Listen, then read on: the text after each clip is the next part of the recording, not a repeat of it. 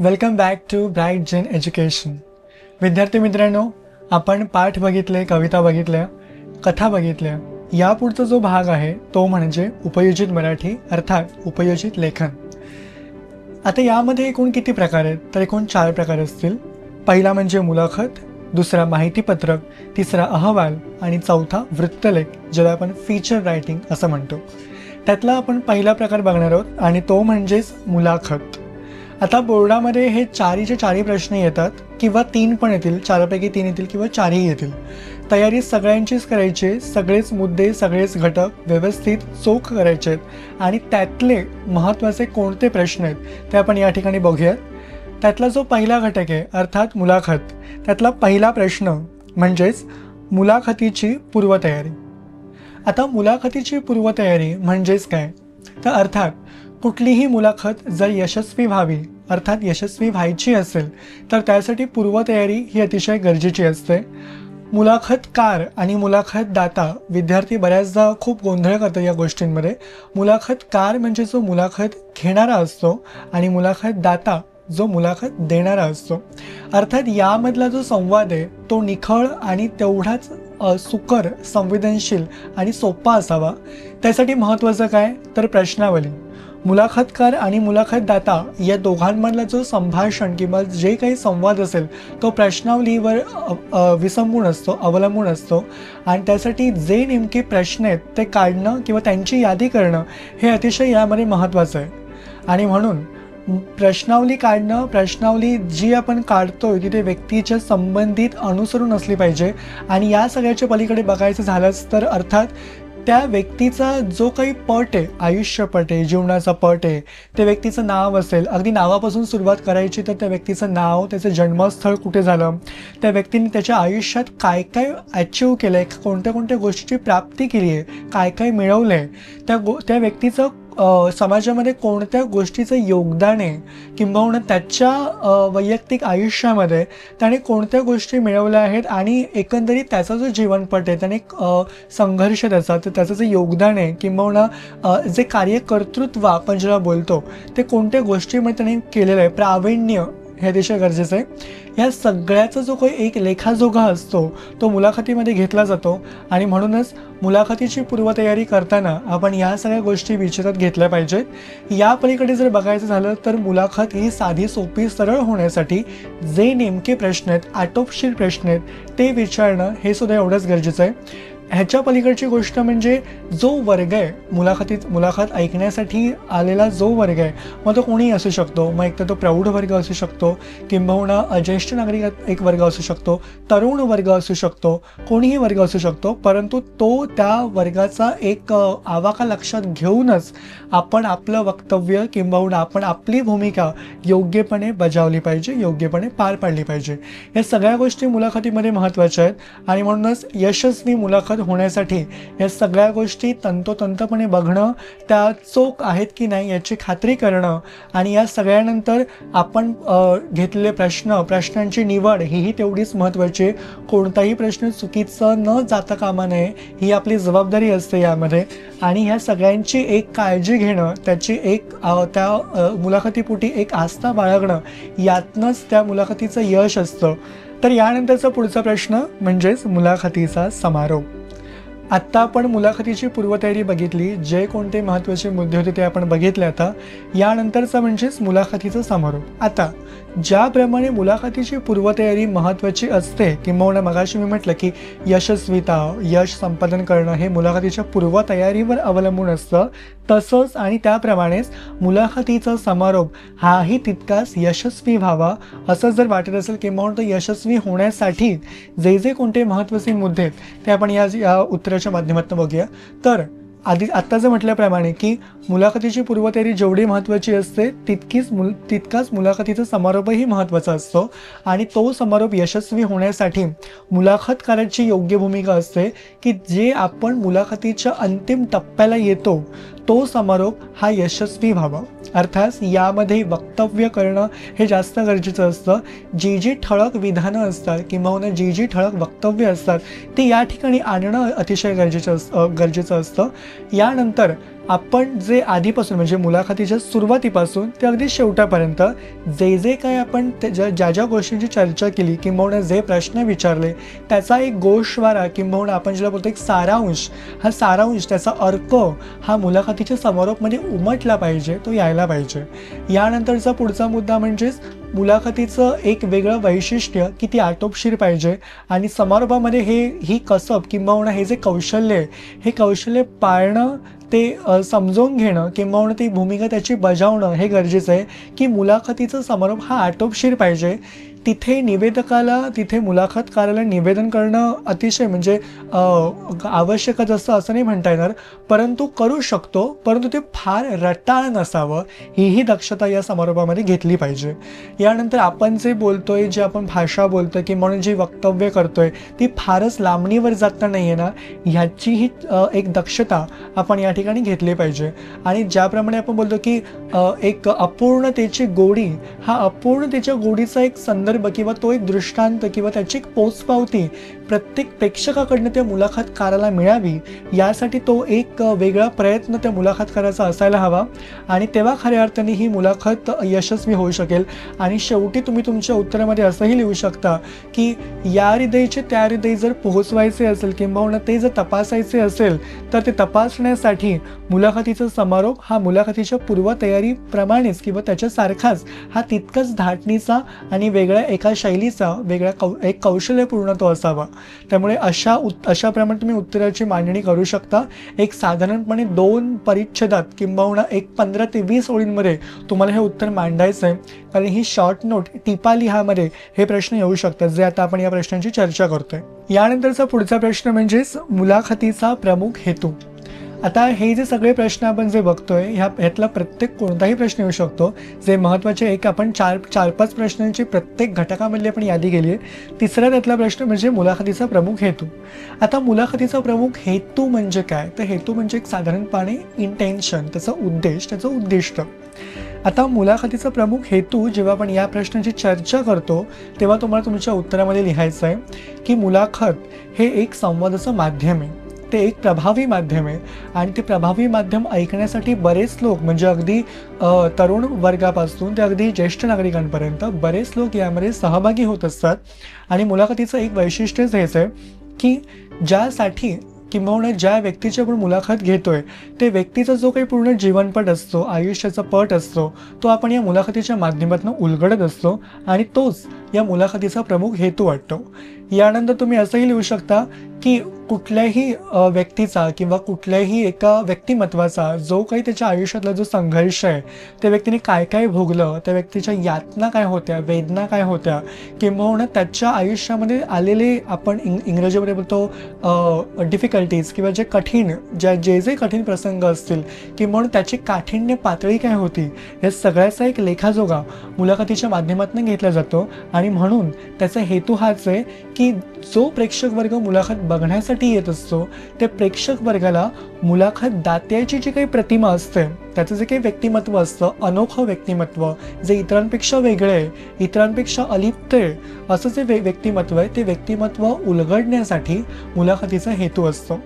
यानंतर तुम्ही असंही म्हणू शकता की मुलाखतीचा प्रमुख हेतूमध्ये काही मुद्दे, पुढचा मुद्दा त्यातला असा की जे म्हणून त्या व्यक्तीने पाहिले अनुभव विश्व, त्याचे फॉल डाऊन्स कसे होते, चढ उतार कसे होते त्याच्या आयुष्यातले, त्या व्यक्तीची जडणघडण कशी झाली, त्याचं बालपण कसं गेलं, त्या व्यक्तीने कौशल्यपूर्ण अशी त्याच्या आयुष्यात कोणती कामगिरी केली, कोणत्या व्यक्तींचे प्रेरणादायी विचार त्याने घेतले, या गोष्टींवर प्रकाश टाकण्याचं काम मुलाखत करत असते. आणि म्हणून मुलाखतीचा प्रमुख हेतू हाच आहे की जे म्हणून जे पडद्यामागच्या गोष्टी आहेत, त्या व्यक्तीच्या मुखवट्यामागे काय काय दडलंय ते जाणून घेण्यासाठी मुलाखत घेतली जाते.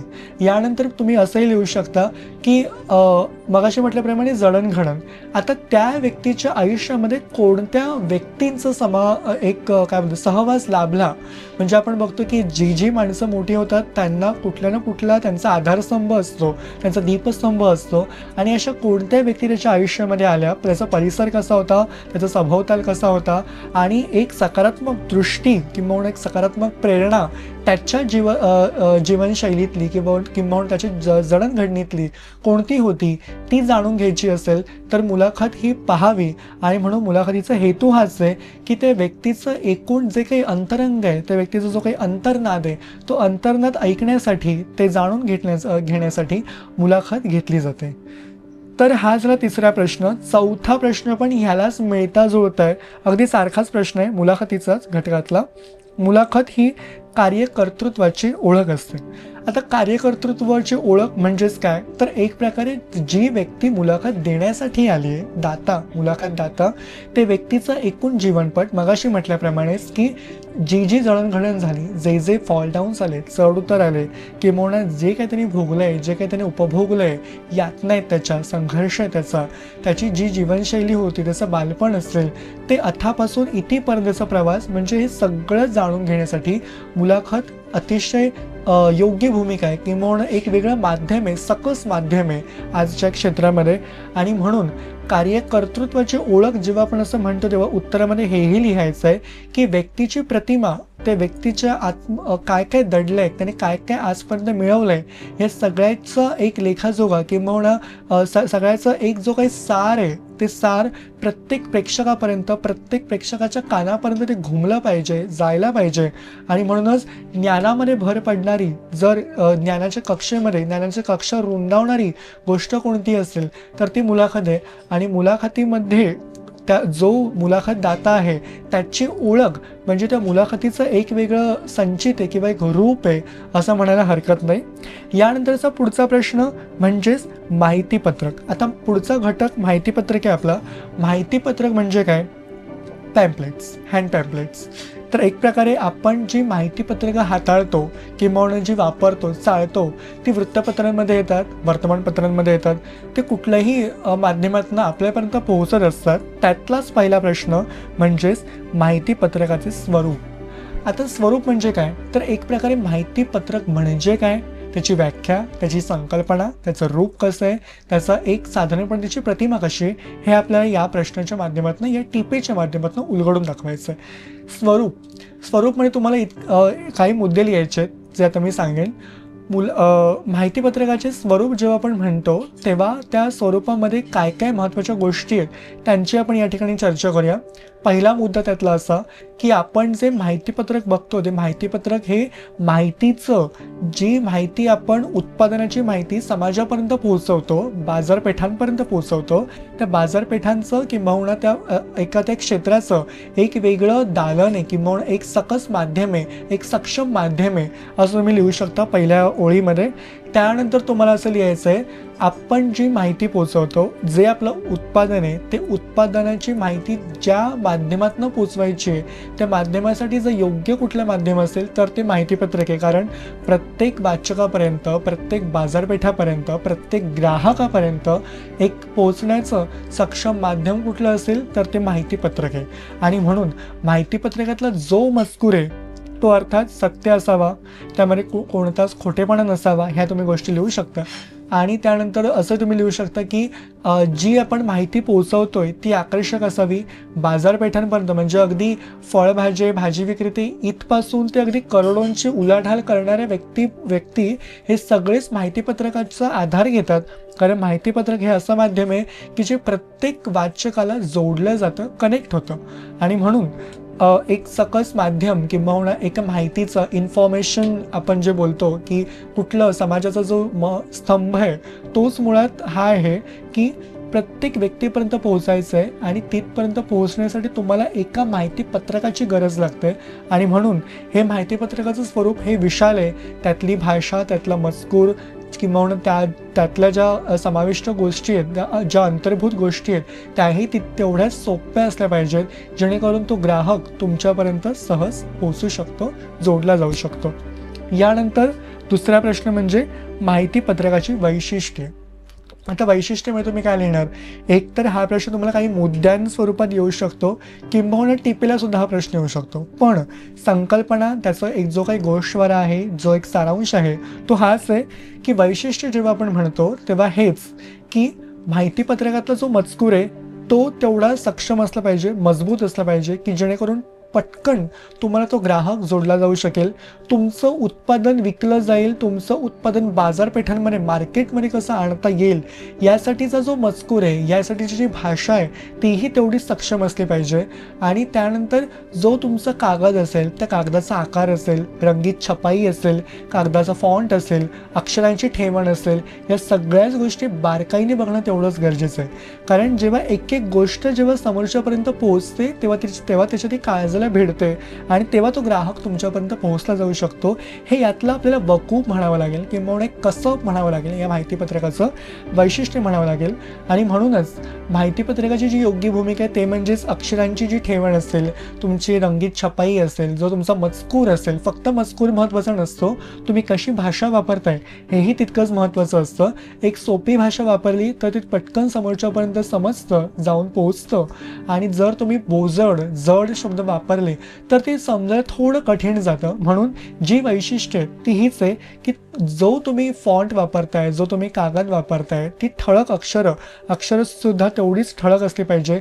रंगांची जी ठेवण आहे, रंगांचा जो आकार आहे किंवा रंगांचं जे काही शेड्स आहेत तेही तेवढेच इफेक्टिव्ह, परिणामकारक असले पाहिजे, जेणेकरून ती माहिती परिणामकारकरित्या समोरच्या व्यक्तीपर्यंत जाऊन पोहोचेल.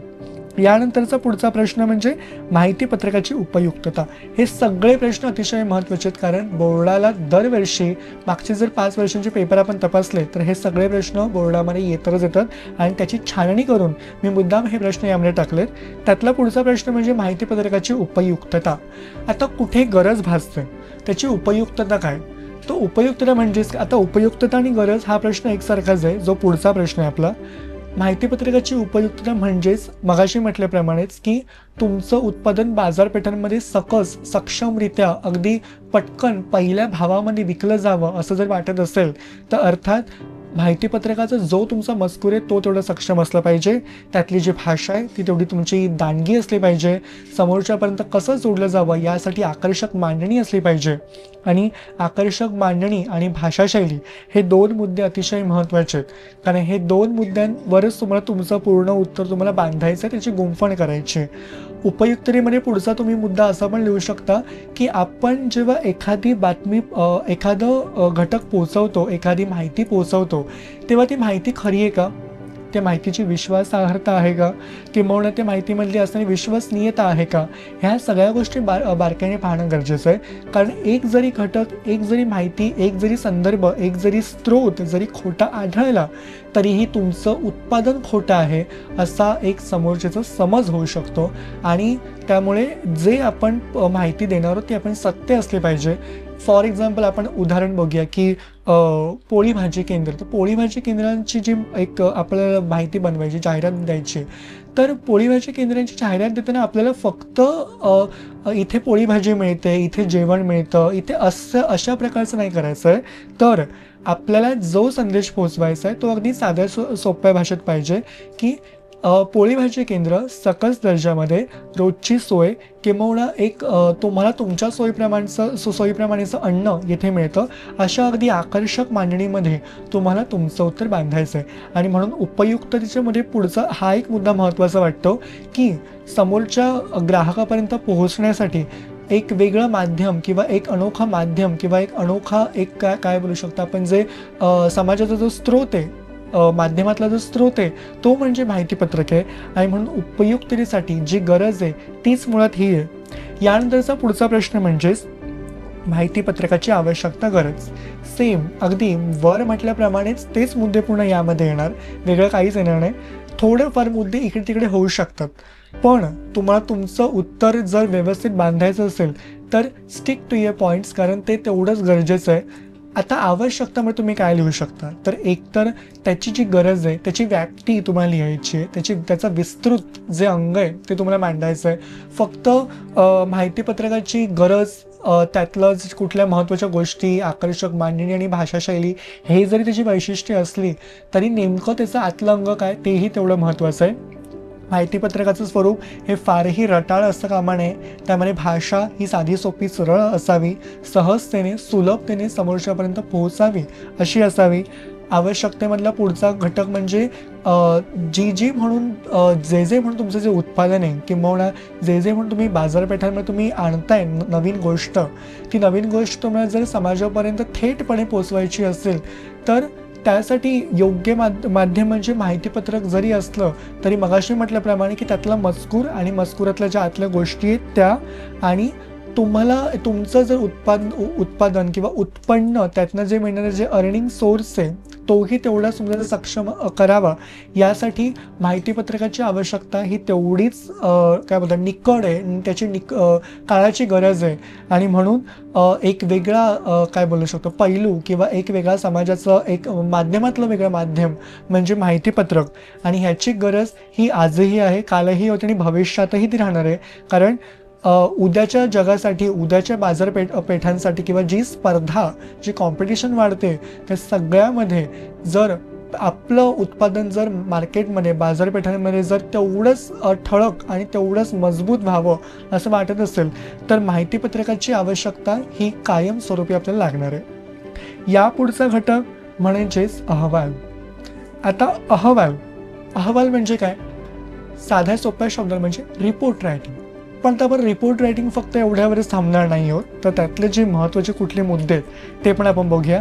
त्यातला पहिला प्रश्न जो बोर्डामध्ये विचारला जातो, अहवालाचे स्वरूप. आता अहवालाचे स्वरूप म्हणजे काय? एक प्रकारे अहवाल म्हणजे काय ते तुम्हाला मांडायचं आहे. अहवालाची संकल्पना तुम्हाला थोडक्या शब्दांमध्ये मांडायची आणि एकंदरीत त्याची जी काही प्रतिमा आहे किंवा त्याचं जे काही एक रूप आहे, स्वरूप आहे, तुम्हाला थोडक्या शब्दात मांडायचं आहे. आपण सुरुवात करूया उत्तराला. आता अहवालाचे स्वरूप जेव्हा आपण असं म्हणतो तेव्हा त्या अहवालाच्या स्वरूपामध्ये तुम्हाला अहवाल म्हणजे काय हे तुम्हाला मांडायचं आहे. आणि तेव्हा तुम्ही लिहिणार की अहवाल म्हणजे एखाद्या सभेचा किंवा एखाद्या कार्यक्रमाचा, एखाद्या समारंभाचा जो काही ज्या त्या समारंभामध्ये, त्या मीटिंगमध्ये, सभेमध्ये जे म्हणून काही घडतं ते सत्य तसंच्या तसं मांडणं, ते लिहिणं, त्याचा लेखाजोखा घेणं म्हणजेच अहवाल लेखन होय. पहिला मुद्दा झाला. दुसऱ्या मुद्द्याकडे आपण वळूयात. आता अहवालाचे स्वरूप जेव्हा म्हणतो तेव्हा तो मजकूर आपल्याला मोठा ठेवायचा आहे, त्याचा एक विस्तृत एक व्यापक अंग काय ते मांडायचं आहे. तेव्हा आपण ते म्हणू शकतो की अहवाल म्हणजेच फक्त त्याचे जे काही मुद्दे आहेत ते तेवढे तसेच्या तसे मांडणं हे नसून ते मुद्दे तर त्या समारंभाची तारीख, त्याचं स्थळ, त्याची वेळ, कोणते पाहुणे उपस्थित होते हे, त्याचा प्रतिसाद, प्रतिक्रिया, ह्या सगळ्या गोष्टी त्यामध्ये यायला पाहिजेत. कारण ज्या नोंदी आपण घेतो, जो तपशील आपण घेतो, जे डिटेल्स आपण घेतो ते डिटेल्स तसेच सक्षम तेवढेच सत्य असले पाहिजेत. ही जबाबदारीसुद्धा आपण यामध्ये घेतली पाहिजे. यानंतर एखादी घटना किंवा आपण एखादा समारंभ, एखादी सभा ही कोणत्या तारखेला, कोणत्या स्थळी, कोणत्या वेळी, ते कोणते पाहुणे उपस्थित होते हे या सगळ्याचा सविस्तर आढावा या अहवालामध्ये घेतला जातो. आणि म्हणूनच जेव्हा आपण अहवाल देतो, लिहितो तेव्हा या सगळ्या गोष्टी त्यामध्ये अंतर्भूत असल्याचंच पाहिजे. त्यामुळे एक सत्य, एक काय बोलू शकतो विश्वासार्हता, एक जो खरेपणा आहे तो या अहवालामध्ये असला पाहिजे. आणि तेव्हाच तुमचा अहवाल, ज्या नोंदी आहेत त्या पुढच्या भविष्यकाळासाठी या महत्त्वाच्या ठरतात. पुढचा शेवटचा मुद्दा यामध्ये असाही लिहायचा आहे की अहवाल हे दस्तऐवजीकरणाचं महत्त्वाचं माध्यम आहे. दस्तऐवजीकरण म्हणजे काय? डॉक्युमेंटेशन. त्यामुळे तुम्हाला जर ज्या गोष्टी बघायच्या असतील तर त्या एक सगळ्या ज्या नोंदी येतात त्याचं दस्तऐवजीकरण करणं हे अहवालाच्या माध्यमातून सोपं होऊन जातं. पुढचा महत्त्वाचा प्रश्न म्हणजेच अहवालाची आवश्यकता. आत्ता मगाशी मी जो मुद्दा म्हटला की दस्तऐवजीकरण किंवा ज्या गोष्टी असतात त्या जपून ठेवणं, त्याची नोंद करून ठेवणं हे यामध्येच गरजेचं आहे. आणि म्हणून आवश्यकता हा प्रश्नही तेवढाच महत्त्वाचा आहे बोर्डामध्ये. आता यामध्ये तुम्ही काय लिहिणार? तर आपण जे वर मुद्दे बघितले त्यातलेच काही मुद्दे आपण घेणार आहोत, उचलणार आहोत. त्यातला पहिला मुद्दा म्हणजे ज्या ठिकाणी, ज्या वेळेला किंवा ज्या तारखेला अहवाल होतो, जे प्रमुख पाहुणे आपण त्या कार्यक्रमामध्ये बोलवतो त्या सगळ्याची नोंद अहवालामध्ये घेतली जाते. वार्षिक सर्वसाधारण सभा असेल किंवा एखादा कार्यक्रम असेल, समारंभ असेल, तो कोणताही सोहळा असेल, साहित्यिक सोहळा असेल, सांस्कृतिक कार्यक्रम असेल, या प्रत्येक घटकामध्ये, प्रत्येक कार्यक्रमामध्ये, प्रत्येक बाबीमध्ये अहवाल हा अतिशय महत्त्वाचा घटक ठरतो. आता त्याची आवश्यकता कशी? तर सांस्कृतिक असेल, साहित्यिक असेल, क्रिकेटपटूचा कुठला एखादा सामना असेल किंवा जे काही असेल ह्याचा अहवाल वेगळा असतो. वार्षिक सर्वसाधारण सभा असेल, आयोग असेल, ह्याचा अहवाल वेगळा असतो. त्यामुळे दोघांमधला फरक तुम्हाला तिथे मांडायचा थोडक्यात. आणि मग तुम्ही पुढे लिहू शकता की अहवालाची गरज कुठे भासते. तर ज्या ज्या नोंदी आपण करतो अहवालामध्ये कार्यक्रमातलं, त्या प्रत्येक नोंदी खऱ्या आहेत का, कोणते पाहुणे आले होते, कोणत्या तारखेला तो कार्यक्रम झाला होता, हे तपासून पाहायचं असेल, हे पडताळून पाहायचं असेल तर अहवालाची आवश्यकता भासते. आणि म्हणून एखादी गोष्ट ही सत्य आहे का, या कार्यक्रमामध्ये हेच उपस्थित होते का, हा कार्यक्रम याच तारखेला झाला होता का, हे जर बघायचं असेल तर अहवालाची आवश्यकता भासते. आणि म्हणून मगाशी म्हटल्याप्रमाणे की भविष्य काळासाठी भविष्याच्या पुढच्या तरतुदीसाठी अहवालाचं दस्तऐवजीकरण करणं हे जास्त गरजेचं आहे. आणि ते या आवश्यकतेमध्ये यायला हवं, कारण अहवालाची आवश्यकताच ही आहे की जे आपण नोंदी घेतो ते फक्त नोंदी घेऊन मर्यादित ठेवणं गरजेचं नसतं, ते मांडणं तेवढंच गरजेचं असतं, त्या कुठेतरी दस्तऐवजीकरण करून ठेवणं गरजेचं असतं. आणि तेव्हा भविष्य काळामध्ये आपल्याला याची जर कधी गरज भासली तर हे आपल्याला तेवढंच उपयुक्त ठरू शकतं. पुढचा मुद्दा म्हणजेच अहवालाची वैशिष्ट्ये. आता अहवालाची वैशिष्ट्ये लिहिताना एकतर वैशिष्ट्ये कुठली तुम्ही 2-3 मांडू शकता, किंवा हाच प्रश्न तुम्हाला मुद्द्यांनुसार पण विचारला जाऊ शकतो. आता मुद्द्यांनुसार म्हणजे कसा, तर पॉईंट वाईज कुठले पॉईंट असतील. तर आता मी जे सांगतो ते पॉईंट तुम्ही तुमच्या पण वहीमध्ये नोट करून घेऊ शकता. त्यातला पहिला मुद्दा म्हणजे जी विश्वासार्हता आहे, जो सुस्पष्टता आहे, तो तुमच्या अहवालामध्ये असला पाहिजे. पहिला मुद्दा यातला आपण त्याची चर्चा करूया. विश्वासार्हता किंवा विश्वसनीयता आणि सुस्पष्टता. तुम्ही जो अहवाल लिहिताय तो अहवाल तेवढाच खरा असला पाहिजे, त्यातली भाषा ही सत्य असली पाहिजे, तो कुठेही असा खोटा वाटला नाही पाहिजे, किंबहुना आपण जी तारीख जी वेळ तिथे त्या कार्यक्रमाची होती तीच तशी आपण तिथे लिहिली गेली पाहिजे.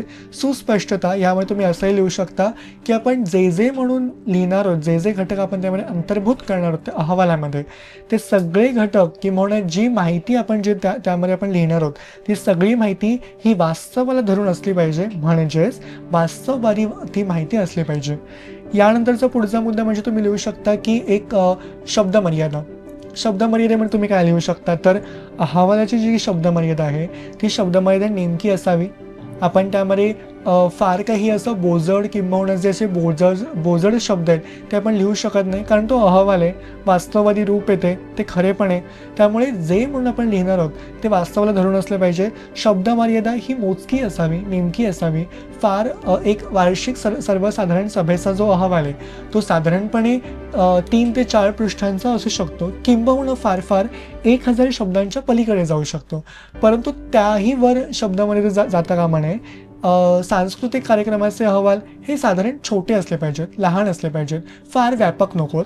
परंतु जे वार्षिक सर्वसाधारण सभा असेल, आयोगाचा एखादा काही कार्यक्रम असेल की म्हणून त्याचं जे काही कुठलं सभा असेल त्याचा अहवाल मात्र थोडा व्यापक असला तरी काही हरकत नाही. यानंतरचा पुढचा मुद्दा म्हणजे निःपक्षपातीपणा. निःपक्षपातीपणा म्हणजे काय, तटस्थपणा, त्रयस्थपणा. आता तुम्ही जो अहवाल लिहिणार तो निःपक्षपाती असला पाहिजे. म्हणजे काय, तर तुम्हाला तुमची मतं, तुमचे विचार त्यामध्ये मांडायचे नाहीत. तुम्हाला जे घडलं, ज्या घटित घटना आहेत, जे म्हणून तुम्ही जे पाहिलं, ज्या नोंदी तुम्ही केल्या त्यावेळेला त्याच नोंदींची एक वेगळा त्याची प्रतिमा किंवा त्याचं एक प्रतिबिंब तुमच्या अहवालामध्ये उमटलं पाहिजे. आता त्यामुळे तुम्ही काय लिहू शकता, तर एकतर मगाशी म्हटल्याप्रमाणे आत्ता की सत्याला धरून असलं पाहिजे, वास्तवाला धरून असलं पाहिजे, तुमची मतं तिथे गरजेची नसतात. शिवाय त्याबरोबरच तुम्हाला एखादी व्यक्ती, पाहुणा तुम्हाला जर तुमच्या मताने तिथे तुम्हाला अंतर्भूत करायचं असेल तर तशी सोय तिथे नसते, तसं तुम्ही करू शकत नाही, ते त्याच्या अधिकाराच्या बाहेर आहे. आणि म्हणून निःपक्षपातीपणा ह्या वैशिष्ट्यामध्ये तुम्हाला हेच मांडायचं आहे की तुम्हाला तुम्ही जे बघितलं तेच त्या आशयाचं, त्या बोधाचं, त्या अर्थाचं त्याप्रमाणे सगळं ते असलं पाहिजे. तुमची मतं तिथे स्वीकारार्ह नसतात, स्वागतार्ह नसतात. पुढचा मुद्दा म्हणजे भाषाशैली. आता भाषाशैली म्हणजेच काय, तर तुम्ही जो अहवाल लिहिताय ती भाषा तुमची वस्तुनिष्ठ असली पाहिजे, तार्किक असली पाहिजे. तार्किक म्हणजे काय, क्रिटिकली तुम्ही जे लिहिताय ते तितकं सक्षम असलं पाहिजे, मगाशी म्हटल्याप्रमाणे की तुमची मतं तिथे गरजेची नसतात. त्यातली भाषा ही बोजड नको, साध्या सोप्या सरळ भाषेत अहवालाची मांडणी असली पाहिजे. अहवालाचं शीर्षक व्यवस्थित असलं पाहिजे. त्यानंतर जी शब्दमर्यादा आहे त्याचं उल्लंघन करता कामा नये. किंबहुना आपण जे शब्द कोणते वापरतोय त्यामध्ये अलंकारिक भाषा नको, अलंकारिक भाषा गरजेची नसते. कल्पनारम्यता नको, कल्पनारम्य अहवाल कधीही नसतो आणि तो नसावा. त्यामुळे आपण जे लिहितो त्याचं योग्य भान ठेवून, वास्तवाला धरून, सत्याची पकड घेऊन तिथे भाषा असली पाहिजे, जेणेकरून अहवाल वाचताना तो खरा आहे, तो वास्तवाला धरून आहे अशा ताकदीचा, अशा अर्थाचा, अशा आशयाचा तो अहवाल तुमचा असेल, तो उठून दिसेल अशा आशयाचा तो अहवाल तुमचा असला पाहिजे. यानंतरचा शेवटचा घटक उपयोजित लेखनामधला तो म्हणजेच वृत्तलेख. आता वृत्तलेख म्हणजे काय? Feature writing. पण ते फीचर रायटिंग म्हणजे फक्त फीचर रायटिंग नाही आहे, तर त्यामधल्या ज्या अंतर्गत कुठल्या गोष्टी आहेत त्याची आपण या ठिकाणी अगदी साकल्याने चर्चा करू. त्यातला पहिला घटक म्हणजे वृत्तलेखाचे स्वरूप. आता वृत्तलेखाचे स्वरूप म्हणजे काय, तर त्यावेळी तुम्हाला वृत्तलेख म्हणजे काय ते तुम्हाला माहीत करून घेतलं पाहिजे. बातमी सगळेच वाचतो आपण सगळे पाहतो, बातम्या चाळतो. वृत्तपत्रातून प्रत्येक बातमी येत असते, परंतु बातमीच्या पलीकडचं जे दाखवणारे जे माध्यम आहे ते माध्यम म्हणजे वृत्तलेख. आता वृत्तलेखाचं स्वरूप म्हणजे ज्या घटना घडल्या आहेत त्या घटना फक्त बातमीमध्ये थोड्या अगदी समर्पक किंवा काय बोलू शकतो आपण ज्या अगदी थोडक्या असतात, परंतु वृत्तलेखामध्ये जी घटना घडली आहे ती अगदी सविस्तर अंगाने त्याची चर्चा केलेली असते. आणि म्हणून वृत्तलेखाचं हे वैशिष्ट्य म्हणावं लागेल किंवा एक त्याचं वेगळा विशेष म्हणावं लागेल की जे घडलं आहे, जी घटित घटना आहे ते अगदी त्याची सविस्तर नोंद असते, ते व्यापक असतं, ते विस्तृत असतं. आणि म्हणूनच वृत्तलेखाच्या स्वरूपामध्ये आपण एक ऑक्सफोर्ड डिक्शनरीमध्ये असं म्हणतो की बातमीच्या पलीकडचा हा अर्थ ऑक्सफोर्ड डिक्शनरीमध्ये पाहायला मिळतो वृत्तलेखाचा. आणि म्हणून बातमीच्या पलीकडचं जे जे म्हणून काही आहे ते तुम्हाला जर जाणून घ्यायचं असेल तर ते वृत्तलेखामध्ये तुम्हाला पाहायला मिळतं, ते तुम्ही जाणून घेऊ शकता. वृत्तलेखाचे प्रकार कुठले? तर वृत्तलेखाच्या प्रकारामध्ये आपण कोणते गोष्टी बघणार आहोत? तर वृत्तलेख हा अनेक प्रकारचा असतो. तो साहित्यिक असेल, तो सांस्कृतिक असेल, तो क्रिकेट क्षेत्रातला असू शकेल, क्रीडा क्षेत्रातला असू शकेल, कुठल्याही क्षेत्रातला तो असू शकतो किंवा एक राजकीय क्षेत्रातला असू शकेल, सामाजिक क्षेत्रातला असू शकेल. त्यामुळे वृत्तलेख हा प्रत्येक कार्यक्रमातला, प्रत्येक सोहळ्यातला, समारंभातला असे त्याचे बरेच प्रकार आहेत. त्यामुळे वृत्तलेखाचे प्रकार जेव्हा आपण याची चर्चा करतो तेव्हा वृत्तलेखाच्या प्रकारामध्ये ह्या सगळ्या गोष्टी येतच येतात, परंतु त्या पलीकडे तो कुठल्या क्षेत्रातला आहे हे जाणून, ते समजून त्या वृत्ताचं लेखन करणं हेही तितकंच गरजेचं असतं. आणि म्हणून जर समजा सांस्कृतिक क्षेत्रातला असेल तर सांस्कृतिक क्षेत्रातली भाषा तशी असली पाहिजे. क्रिकेट किंबहुना क्रीडा क्षेत्रातलं असेल तर तशी भाषा तिथे वापरणं जास्त गरजेचं असतं. साहित्यिक क्षेत्रातलं असेल तर जी मराठीवरची जी पकड आहे किंवा जे प्रभुत्व आहे तसं त्याच धाटणीची भाषा तिथे असली पाहिजे. आणि म्हणून प्रत्येक क्षेत्र वेगळी आहेत, प्रत्येकाचे आयाम वेगळे आहेत, प्रत्येकाचे पदर वेगळे आहेत. आणि म्हणून त्या क्षेत्राला अनुसरून तशी तशी भाषा किंवा तसे प्रकार हे वृत्तलेखाचे पडतात. शेवटचा जो प्रश्न आहे तो म्हणजेच वृत्तलेखाची गरज. आता वृत्तलेखाची गरज म्हणजेच काय? आवश्यकता. आता इथे एकतर आवश्यकता शब्द येऊ शकतो, गरज शब्द येऊ शकतो, त्याची अनिवार्यता असा शब्द येऊ शकतो. शब्द कुठलाही असू दे, उत्तर एकच राहील, ते म्हणजे वृत्तलेखाची गरज. हे जेव्हा बघतो तेव्हा मगाशी म्हटल्याप्रमाणे की ऑक्सफोर्ड डिक्शनरीचा संदर्भ तुम्ही ते देऊ शकता. ऑक्सफोर्ड डिक्शनरीमध्ये जो अर्थ दिला आहे बातमीच्या पलीकडचं तुम्हाला जाणून घ्यायचं असेल तर तुम्हाला वृत्तलेख चाळणं, तो जाणून घेणं, तो समजणं, तो हाताळणं हे जास्त गरजेचं आहे. आणि म्हणून बातमीमध्ये अगदी थोडकं दिलेलं असतं किंवा वरवरचं जुजबी दिलेलं असतं, पण वृत्तलेखामधला जो आशय असतो, जो बोध असतो, जो संदर्भ असतो तो व्यापक असतो, समूळ असतो, सविस्तर असतो. आणि म्हणूनच वृत्तलेखाची जी गरज आहे, जी आवश्यकता आहे किंवा त्याचं जे अवकाश आहे ते व्यापक आहे, विस्तृत आहे. अगदी थोडक्यात उत्तर लिहिताना शेवटचा तुम्ही जेव्हा समारोप कराल वृत्तलेखाच्या गरजेचा तेव्हा तुम्हाला काही मुद्दे असेही टाकायचे आहेत की बातमी ही फक्त तुम्हाला एक त्याचं वरचं स्वरूप दाखवू शकते, किंबहुना बातमी त्याचं एक जुजबी पण दाखवू शकते. एक साधारण सखोल अर्थ देणारं काम जर कोण करत असेल, किंबहुना भूमिका कशाची असेल तर ती वृत्तलेखाची असेल. कारण वृत्तलेखामध्ये सखोलता असते, व्यापकता असते आणि जे सृजनशीलता आहे, किंबहुना आपण ज्याला बोलतो की व्यापकत्व काय आहे, त्याचं जे एक सखोल, त्याचा जो गाभा काय असेल, तर तो वृत्तलेखामध्ये तुम्हाला पाहायला मिळतो, तो आढळून येतो. आणि म्हणूनच याची आवश्यकता, याची गरज मांडताना हे सगळे मुद्दे तुमच्या उत्तरामध्ये यायलाच पाहिजे. आता हे जे आपण जे काही घटक बघितले त्याचं जे सार तुम्हाला मी सांगतो थोडक्यात अगदी. आपण पहिला बघितला होता मुलाखत, दुसरा बघितला होता माहितीपत्रक, तिसरा अहवाल आणि चौथा वृत्तलेख. 4 घटक आहेत. 4 घटकांमध्ये एकूण कोणतेही तुम्ही घटक केलात, म्हणजे 3 घटक खूप महत्त्वाचे आहेत. वृत्तलेख जरी तुम्ही ऑप्शनला टाकलात, पर्यायाला टाकलात तरी हरकत नाही. पहिले 3 घटक तुम्हाला परफेक्टच करायचे आहेत, परिपूर्णतेने करायचे आहेत, कारण ते अतिशय गरजेचे आहेत. म्हणजे याचा अर्थ असा होत नाही की वृत्तलेख पूर्णपणे स्किप करायचा. वृत्तलेख वाचायचाच आहे, पण ज्याची शक्यता जास्त असते बोर्डामध्ये ते घटक म्हणजे मुलाखत, माहितीपत्रक आणि अहवाल. जे म्हणून मी प्रश्न यामध्ये अंतर्भूत केले होते, समाविष्ट केले होते, त्याची उजळणी नक्की करा. कारण हे प्रश्न हमखास विचारलेच जातात.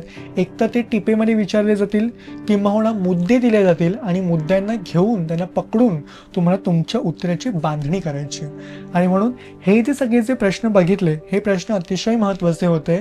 ह्या प्रश्नांची नीट उजळणी करा. जे मुद्दे मी चर्चा केली, ज्या मुद्द्यांची, ते मुद्दे एकदा पुन्हा बघा आणि प्रत्येक मुद्दा फक्त जरी लक्षात ठेवला तरी पूर्ण उत्तर तुम्हाला यशस्वीपणे बांधता येऊ शकतं.